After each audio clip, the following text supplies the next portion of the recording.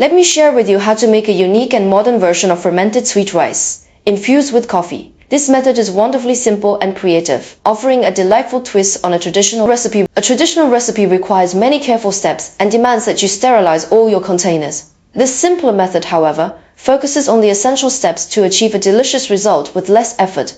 We begin with 500 grams of glutinous rice. Cook it in your microwave until it is fully steamed and tender, which should take about 10 minutes. It is very important to let the rice cool down completely after cooking. Once the rice is cool, transfer it to a large clean bowl. Sprinkle over the sweet wine yeast starter, which is essential for fermentation. Then pour in about 60 milliliters of strong cooled brewed coffee.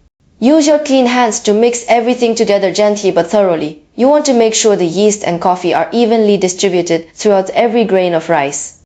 Transfer the mixed rice into a clean fermentation container. Gently press it down and smooth the top. Then use a clean spoon handle to make a deep hole in the center of the rice, reaching down to the bottom. This creates a wine well. Cover the container loosely with a lid or cloth. Let it sit at room temperature, away from direct sunlight, for the first fermentation stage. This initial stage takes about 24 hours. After 24 hours, you will notice a sweet aroma. Now, add 500 grams of cool, clean water to the container. Gently stir it in without disturbing the rice too much. Cover the container again and let it continue to ferment at room temperature for another 5 hours. This second stage allows the flavors to develop further. Your coffee-infused sweet fermented rice is now ready. The result is a fascinating and delicious blend of traditional sweet floral notes with a rich, subtle coffee flavor. It is a perfect example of how a simple, creative approach can yield something truly special and enjoyable.